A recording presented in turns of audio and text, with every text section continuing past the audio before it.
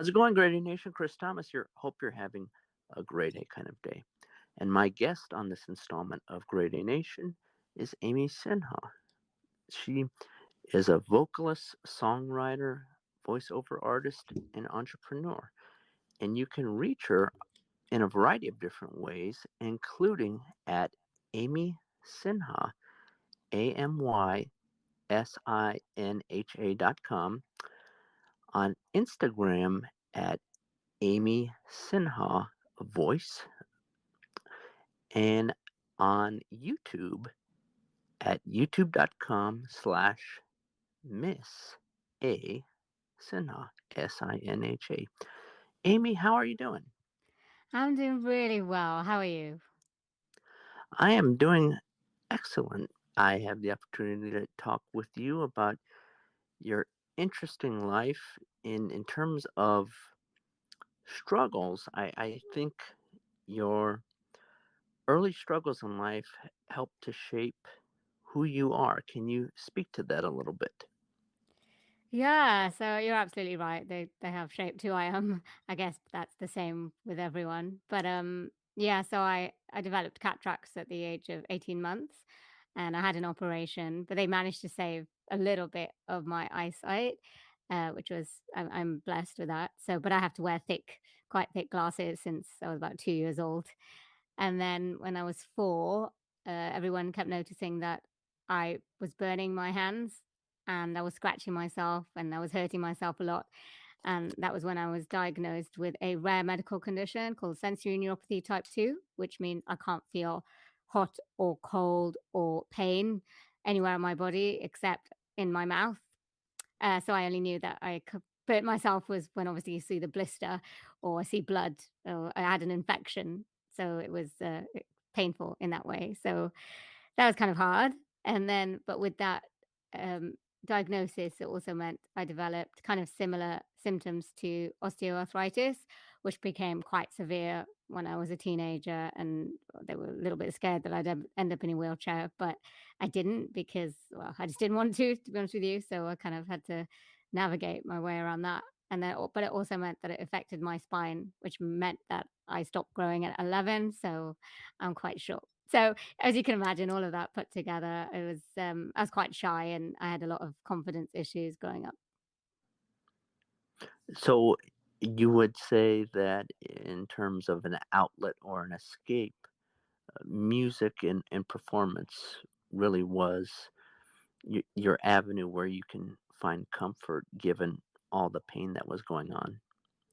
Yeah, I guess you could say that, but I didn't really see it as an escape. I just saw it as part of who I was because I have two older sisters and we're always a musical family. But I guess it was, but it's something to divert my mind. But it wasn't something that I seek solace in. I guess.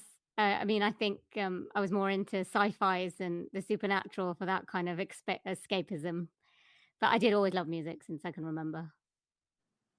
Because I find it interesting in that the one area where you can feel pain in your mouth and you Mm. end up being a singer. I'm not sure if there's a connection there.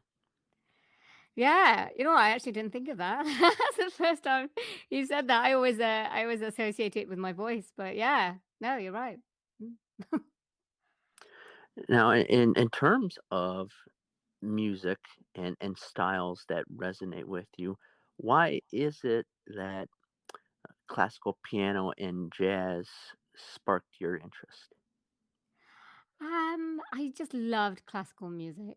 I really did. I love choral music. Every time at Christmas, we'd go to church because I live in the UK, so it's a Christian country. So we'd have school concerts always in the church, and I just loved it. I think maybe I just grown up with it. And jazz, well, it was all in the musicals. If you remember, like all the jazz standards were from started, black and white movies. You have Frank Sinatra and Fred Astaire, and those were then they were jazz standards.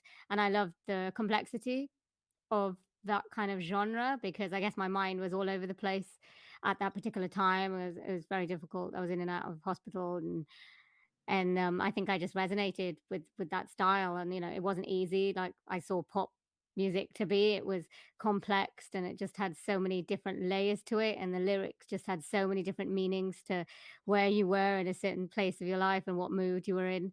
And that I just loved it. And then since then I've always remembered loving it. Yeah, in terms of unique time signatures and odd chord changes, I mean, it's not very user friendly or accessible music, and it makes me wonder in terms of being drawn to that music. Do you feel that it was in part because you felt isolated from others and that pop music that is a bit more communal and accessible, you didn't have a connection with? Yeah, perhaps. I don't, yeah, perhaps. I think so. Maybe it was just something that I related to because it was outside the box, and then it was in a little niche. And I guess especially when I got older and I went to music college to study jazz, it became very like that was all that there was. Jazz music was the best music in the world, and everything else, was common, and it wasn't something that you wanted to listen to or to sing. And I remember my singing teacher actually calling me because we had an argument one time, and she was just like, "Oh, you want to be a pop singer?" And that was like a real put down. And I was That's an thinking, "Oh, insult, yeah. yeah, it was." I was like, "Hang on a minute, what?" Yeah. And in terms of your lived experience, because like you say, everyone goes through obstacles in life, but I mean, based on what you have mentioned, I think what you have experienced has been a lot more challenging than what others have encountered in life. I know it's not a competition, but I think your experience is pretty unique. Hmm. Do you feel that people treated you differently growing up, and that shaped how you view things? Yeah, definitely. I mean, especially my parents. They did treat me differently, and they didn't, but it was because I was going through so much. So with my older sisters, they kind of put expectations on them, whereas for me, they didn't. I didn't have any expectations from anyone, and actually that can have a sort of flip side effect of then I don't, what am I there's no need for me to try.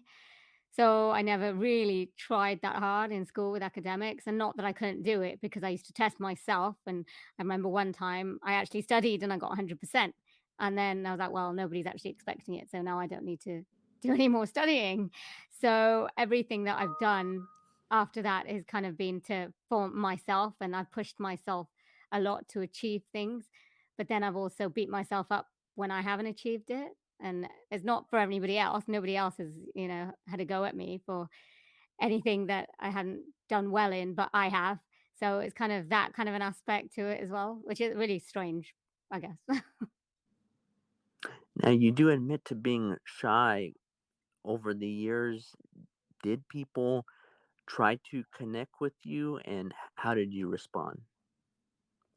Maybe they did. I don't really remember. I think because I was shy, I guess I ch- seeked took solace in my sisters. So maybe they did try and connect with me, but I didn't see it. You know, when you're not looking, you don't notice. So I can't say that I noticed, but they probably did. Because I was always like a friendly person, and I would talk to my sister's friends if I knew them. So yeah, I don't know. I'm not sure about that. I can't remember. Yeah, it's not a matter of me playing pop psychologist. I just think, and in our prior conversation to this interview, Mm, in our exchange, I did find it interesting because you graduated from Leeds College of Music mm. with honors in music. Uh, I think a concentration in jazz, correct? Yeah, yeah.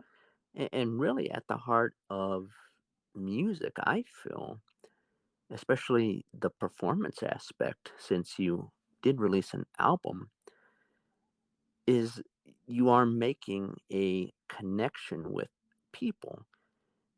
And I was just wondering if that lack of connection and that shyness early on maybe led you down this path?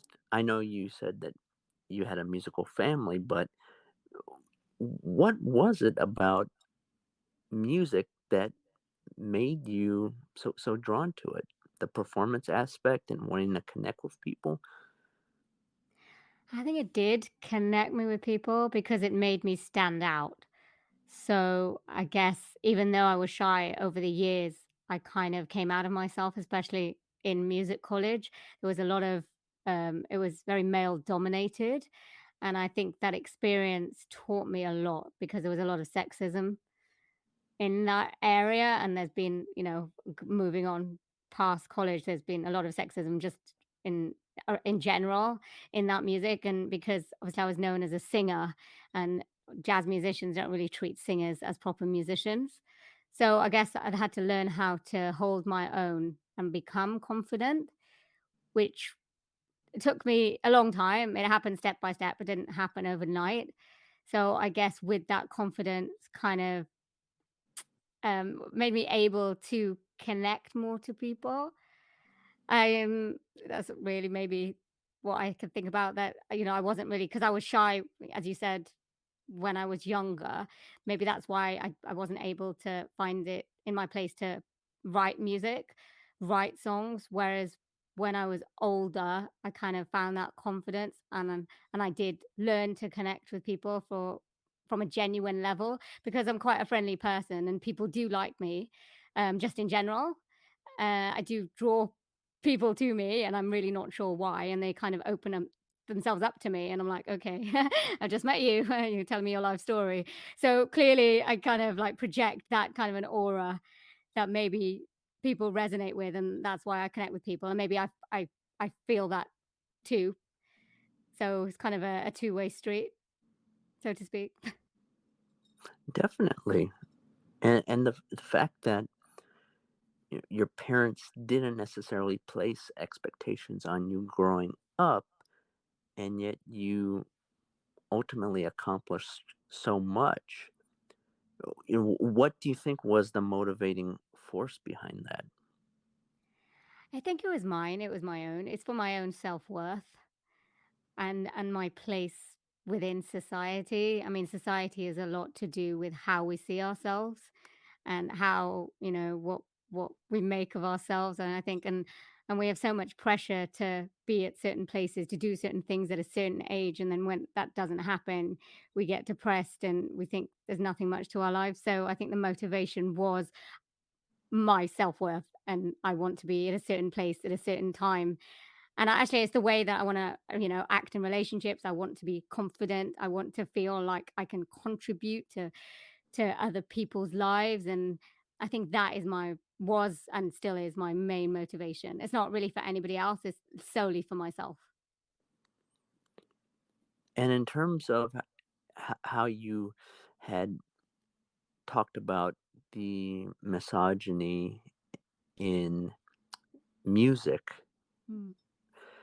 do you feel that what you encountered maybe encouraged you to seek other avenues? Because now you're more within the realm of voiceover work, if I Mm. understand correctly. Yeah. What do you think that experience in the realm of music led to a potential transition in any way? Well, music was an amazing starting point because I learned to train vocally in all aspects of my voice, as well as not just the singing, but the speaking, because that comes with it. They all go hand in hand. And I think music has been, again, it's been a confidence booster. It's been a way to interact with people, to get to know people and have people get to know me. But I was never really open with all of my disabilities. I never told people about it until probably about a year ago, when I just decided that I didn't want to hide anymore. And it was so much, I was always felt so much pressure. Like, if people knew who I really was, they wouldn't like me. And I built so much up in my mind, in my head. And I just, I think I caused myself just a lot of pain when it was needless. I think, people accept you or they don't. That's not, it's not my problem. So I think the whole voiceover thing has kind of led me to kind of just be truthful about who I am. And I kind of did take a sidestep from singing and the jazz and that kind of music industry. There's a lot of pressure in music industry. There's a lot of pressure to be a certain way, to kind of act a certain way when you're around people, and to flirt and to do all of these things because it goes with the territory. And I literally, I'm so much more happier now that I don't have to do any of all of that stuff, and I don't feel pressured, and I can just be who I am and be myself. And that's actually what I found over the past year.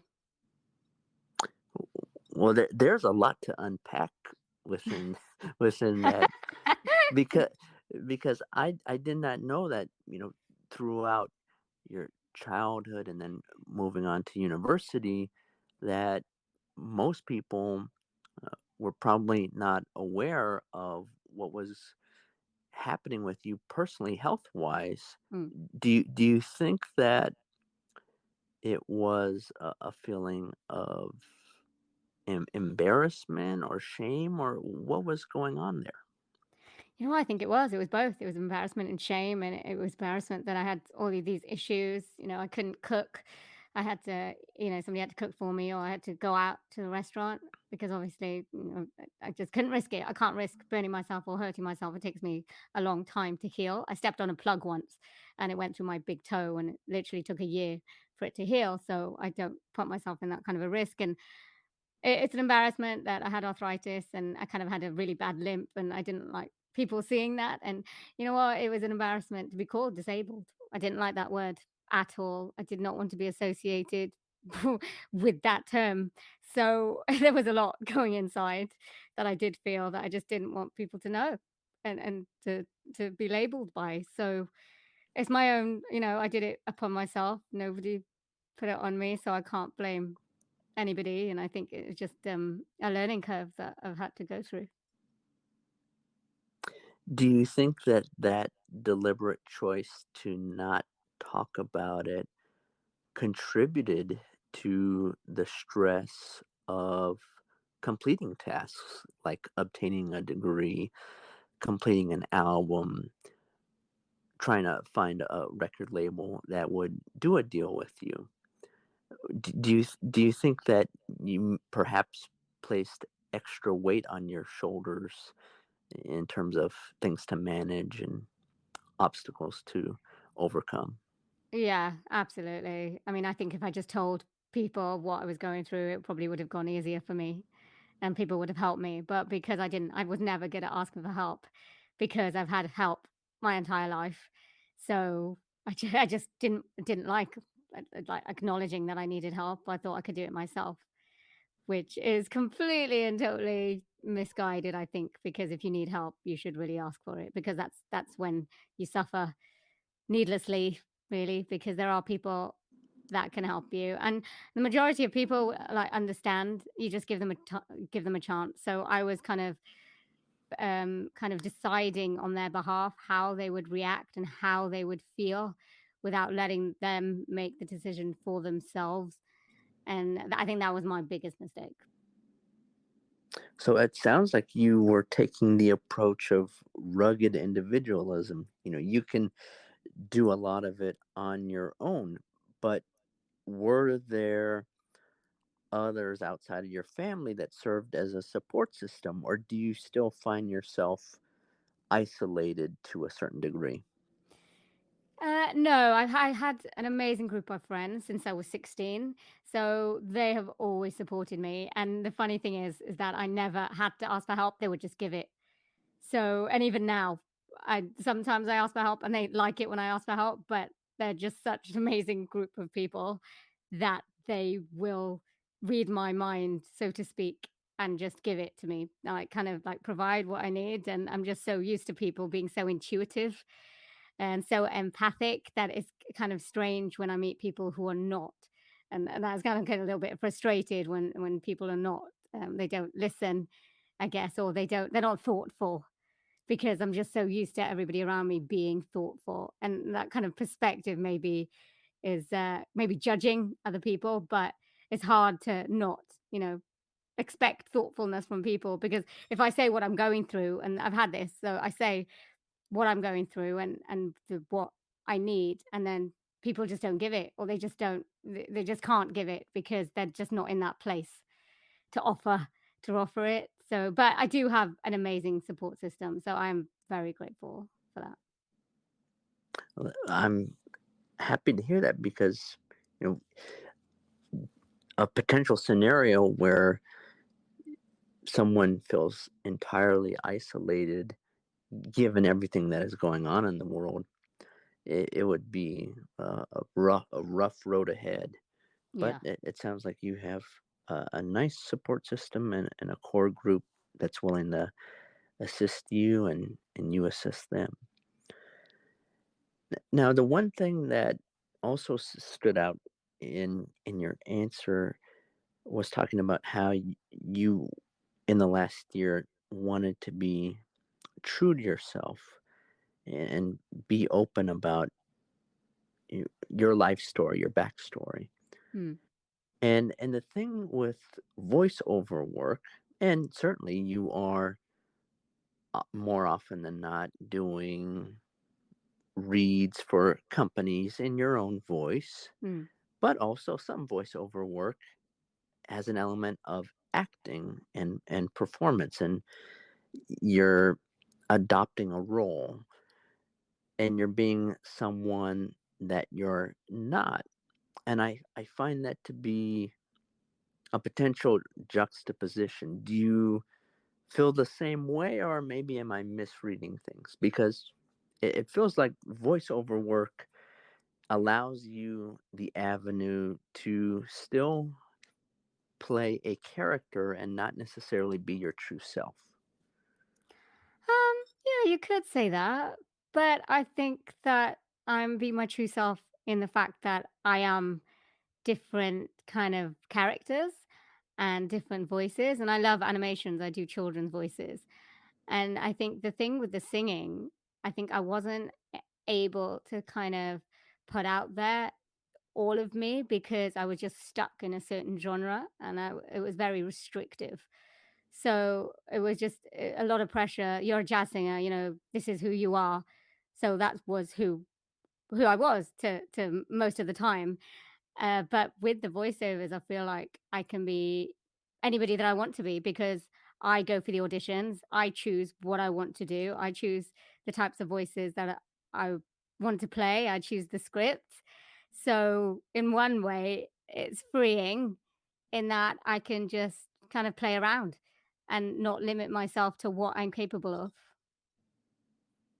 Now, the voiceover industry is incredibly difficult to get into, Yeah. and a lot of folks take the freelance route, and it's a challenging road for a lot of people. Do you have any advice for individuals interested in pursuing voiceover work, given that it is a very competitive field consisting of many talented people like yourself? Yeah, it is a very hard industry to get into. It's like the music industry, you know, everybody can sing, so everybody tries to be a singer.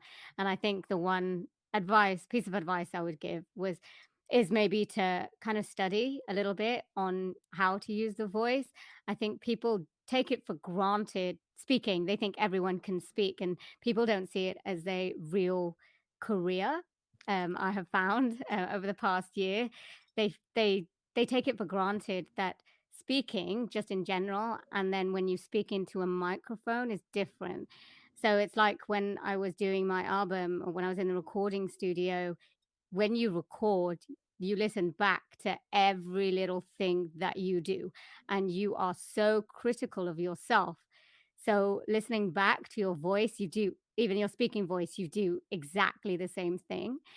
So, I think it's worthwhile doing a little bit of practical study. I mean, you get all of these videos on YouTube now, even if you don't want to hire a vocal coach. But I would recommend that to anybody who wants to start out because it takes a little bit more voice manipulation than you think than it would take. And I'd also say do as many auditions as you can. You know what? I am completely different now than when I started out doing this at the end of 2019. And I will say that, wasn't as good, and I've done so many auditions now. So yeah, practice, practice, practice, practice. It really does make perfect. And you have to be dedicated. If you really want to do this and you really want to stick at it, you kind of have to give it time and time and more time, and then it will come. And then you just love what you do, and things will happen. You will find opportunities just to grab and just take hold of all opportunities that you can. Now, do you have particular voiceover artists that you aspire to be like? Has anyone inspired you in terms of their body of work? That's a hard one. I used to love actors' voices, and I love Patrick Stewart. Oh, Uh, wow, yes. from Star Trek. And he was in Leeds once when I was there. He was at the Playhouse, and I just missed him, and I was just so upset because I just love his voice. And Sir Ian McKellen, I love him as well, and British Helena Bonham Carter. Kind of voices that you just love that you can listen to, and those are kind of voices that I love. And Joanna Lumley, I love Joanna Lumley. And that's something that is worth getting into a little bit because Patrick Stewart, distinct voice, Mm, definitely. yeah. And I'm wondering if within the voiceover realm, if there are a select group of people that um, you know production agents, those that do casting, say, well, these folks are the people we look to do the quote unquote British voices or the British accent. Mm, And there's only a select group that get to do a certain roles consistently or certain roles consistently. mm. uh, I'm wondering if you think that while you encountered some unfair treatment in the music business, that perhaps you might be encountering some unfair treatment in the voiceover world in terms of your accent and your voice. Do you find that to be the case, that maybe some opportunities, some roles that you would like to pursue, those aren't open to you because of your speaking voice? Um, well, I think mm, possibly, but I always think that there's a place for everyone, and I believe there's a place for me. So, and I just have to. I mean, over the past year, I've been networking a lot, and America seems to love British voices, and that's kind of my market is in America. I have to be honest. So I totally believe that somebody out there, a company or a brand, will love my voice, and we will resonate with each other, and then that will be it, or various little companies like that. So I don't really think that. I think what I might absolutely it might not be suited for everyone. Fair enough. That is the way the world works. So I just have to keep pursuing and keep trying, and hopefully I can keep doing what I love and make money out of it. Well, it sounds like, having started in 2019, you seemingly have had a nice amount of success. I mean, doing international voicemail work, animation, experimental poetry. It Mm. sounds like you're doing a wide array of things. So you are doing well in the domain, even though you've started fairly recently in the grand scheme of things compared to a lot of other voiceover artists. That is true. That is true, and I think it's because I'm dedicated. I have to be honest. I I can audition at 12 o'clock at night when it comes in. I will do it because I just love what I'm doing, and when I decide I want to do something, I give it 100%. I don't really believe in, being half-hearted about things. You're either in or you're out, and I think that goes with everything in life. So, yeah, maybe that is why. But also because I've had a lot of, vocal experience anyway. I can do a few accents, like I can do a few different English accents, like Cockney accent, and I can do children's accents, and I can, when I'm singing, do an American accent. So I kind of do have a lot of experience vocally, which I think has helped me out a lot.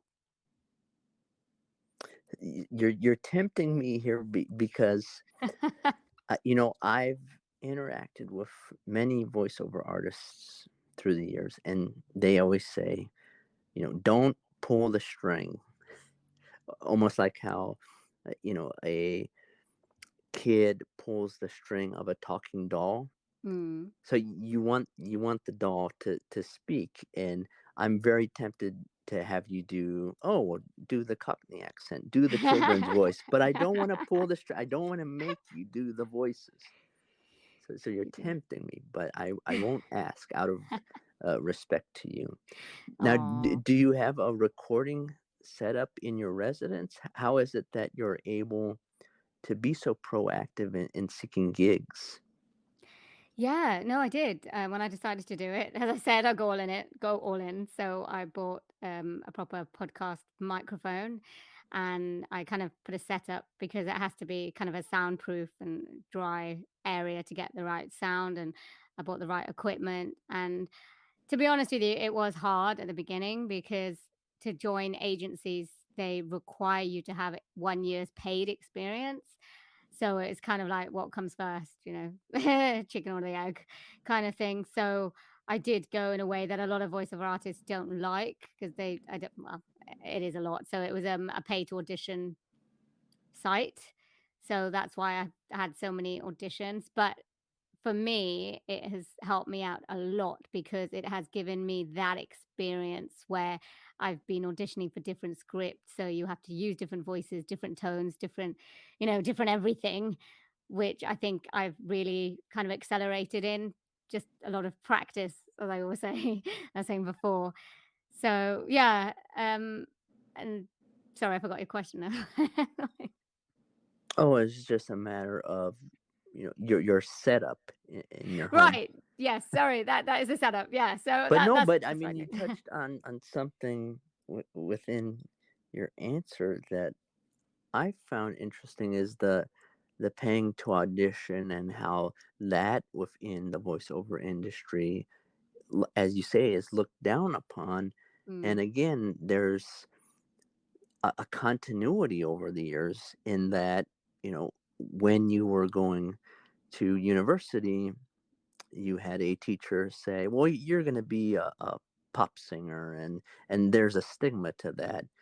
yeah. And now you're in a situation where the uh, path that you took is looked down upon by some, not by everyone, Mm, within the industry. And I think there are interesting connections in your life story in terms mhm. of how certain things are perceived and the choices you made along the way. I think there's a autobiography definitely that is worth Well, knowing. yeah, very astute of you. No, I think maybe it's saying that I kind of have to do what feels right to me and not follow. Okay. So, and you know what? I love pop music. There's loads of pop music out there, pop, rock, country. I love country rock, and that a lot of people don't like, but I like it. So it's like my favorite song. I always not used to say because it was a little bit embarrassing, but I will say it. My one favorite song that makes me happy whenever I feel down, and I put it on, and it just makes me dance. And it's Umbop by Hanson. I just love it. Oh wow. I know. It's okay. It's all right. So, you know what? Well, I don't it care is a anymore. very upbeat song. So, It is. It just reminds me of the color yellow, and that's my favorite color, and it just makes me happy. So, oh yeah. wow. See, we're going down a whole path, and I have to be careful because I want to be respectful of your time. But I feel like I can talk with you for 3 4 hours because you connected songs to colors, And I always find that interesting when people do that. And is that something that you've done your whole life? And why might that be that you link certain songs to particular colors? Yeah, I'm not sure that I've done that with songs, but I love colorful clothes. And I was always out there when I was younger to the embarrassment of my family, but I would wear clashing colors, bright clashing colors because it made me feel happy.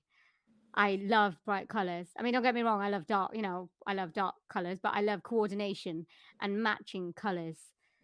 I don't know why that is. Um, I think it's a form of expression as well, where people wear dark colors, that is their form of expression. So it's the same with bright colors. But I think it does kind of portray your personality, and I think it can affect how people view you as well, the different colors that you wear, and they always say that it's obviously to do with the chakras in the body, isn't it? So if I wear blue a lot because it's to do with my voice, but I also love wearing red, and I feel more confident when I do so.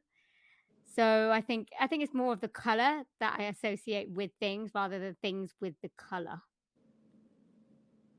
So, what are your thoughts on the Krista Berg song "Lady in Red"? If someone were to put that on while you're entering a room and you're wearing red, how would you feel? Yeah, I don't really like I don't like that song anymore, I have to be honest. I love Krista Berg, don't get me wrong, but I think that song is so overdone. Sorry. Mm. My favorite song of his is "Don't Pay the Ferryman," but it's a fairly obscure song that a lot of people don't know about. Don't Play the Fireman. Oh, no, I haven't heard that one. It's more of a I hate putting genres to songs, but it feels a little bit more like an art rock or a progressive rock type song. Ah, the song I always loved was Patricia the Stripper. Have you heard that one? Oh, It's a great song. It is an absolutely cracking song. cracking. Mhm. That's what we need in the US is implementation of cracking as slang because it's Crack. perfect. Now, one thing that I did want to compliment you on is that you were chosen and completed a business acceleration course run by the Welsh government. How did that come about? Yeah, thank you. I know I'm very proud of myself because as I said before, I never used to look at myself as being very academic, but I joined this networking group back in October and the organizer, she was from the Caribbean and she's done really well here. She's a top businesswoman and she was like, "Oh, they're doing this acceleration business course for people of diversity, so for Black, Asian, young people, women, and disabled people to give them a head start in business, considering the pandemic was going on. So I applied and I got in, and it was an amazing process. I mean, it was hard because it was within 3 months. There was so much to do. It was a lot of pressure, but yeah, I completed it and I won an award out of seven. So that was quite an achievement for me, and I am very proud of that. Now, do you have an entrepreneurial mindset moving forward after completing the course? Is starting a business in your future? Yes, more so than it was before. I can actually, I mean, the only downside with the whole singing thing and just being a creative in general is that you don't think of yourself as a business person when really that's exactly what you need to think of yourself as because that's why you get penniless musicians because we will play for nothing. We were like, oh, we just love the music. Yes, no, we'll just play and get a free meal and things like that. And that is completely the wrong way to look at it. And I think with the voiceovers, I have a completely different mindset. So it is about a business and trying to make money. So I avoid doing things for free when I can. I have to be honest. Um, I will if I like the person or I'm friends with them. But I kind of it's weird. So I look at this in a different way than I have done the music in all of my career. So I think it's a positive process. Yes. Well, now I'm even more grateful for you being on because I did not have to uh, pay you in Bitcoin or, you know, wire transfer you any money, anything like that. I'm very appreciative of your time. Oh, no problem. Well, thank you, Amy. And if you want to learn more about Amy, go to Amy Sinha, AMYSINHA.com to learn more. Amy, feel free to give some closing thoughts and maybe a few other places to reach you. And actually, uh, do you have a Twitter account? I do, at Amy Sinha Voice. Alrighty. And any other places to get in touch with you or anything that you would like to close on? Well, I'm on TikTok as well. I'm trying my Oh, hand at that. wow. I know. I don't really fully understand it, but I thought I'd give it a go. I'm also on Clubhouse. I was obsessed with that for like at the beginning of the year. So if anybody's in that, you can come say hi. And now you can send messages on Clubhouse, which I only found out last week. That's quite interesting. But final thoughts, I think, would be well, thank you for all of these questions. First of all, I have to say that certain things I actually didn't think about. So it has made me, I think, especially about the feeling in the mouth and speaking, that I'm actually going to ponder on that. Um, but also, I would like to say that I think I don't say things that I haven't experienced myself, and I truly believe that if you have the right mindset and you remain in a positive place, that really anything is possible. So just take one day at a time and just try and be happy where you are now and kind of accept things. But don't accept things for life. If you want to change things, then that's in your power. But you're going to have to take the plunge and kind of make things happen. Nothing happens if you just sit back, not doing anything. It's kind of inspired action to create opportunities for yourself. So that is my final thought. Well, thank you, Amy. Hopefully, folks listening are empowered after hearing your story because, if anything, you're a testament to perseverance and discipline and dedication. Oh, So, thank you so much. yes, thank you so much for being on Grade A Nation. Thank you, everyone, for listening in, and we'll check in with you next time. Take care, everybody.